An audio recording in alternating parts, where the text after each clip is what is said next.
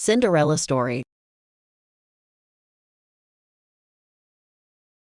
Once upon a time, a prince was throwing a grand party, a ball.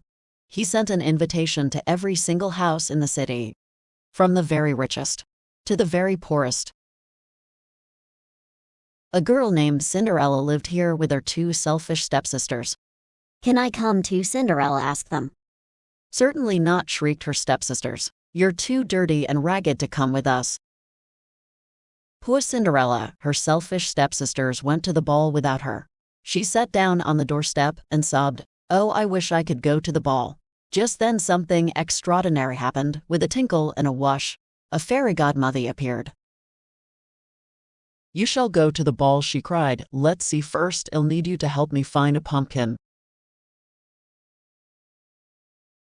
So Cinderella took her to the pumpkin patch. There the fairy chose the biggest pumpkin, 2 white mice and a nice green toad, and turned them into a golden carriage with 2 white horses and a driver dressed all in green.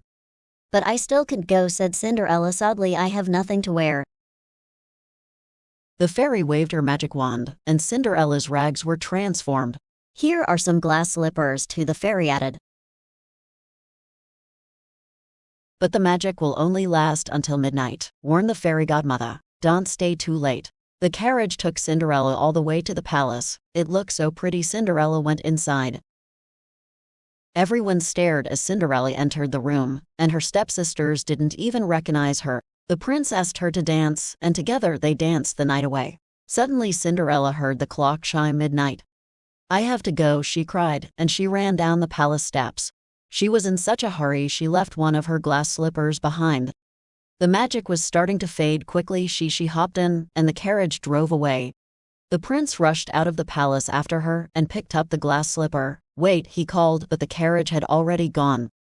"I don't even know your name," he murmured sadly. "I will try this slipper on every girl's foot. Whoever it fits, I shall ask to marry me." The next day the prince went through the city asking each girl to try on the slipper, but it didn't fit any of them. He came to the last poorest house. Cinderella's stepsisters tried the slipper on, but they couldn't make it fit. "Does anyone else live here?" asked the prince. "No," said the stepsisters. "Yes," called Cinderella from inside. Of course the glass slipper was a perfect fit for Cinderella. "Will you marry me?" asked the prince. "I will," said Cinderella, and they lived happily ever after. Please like, share, and subscribe.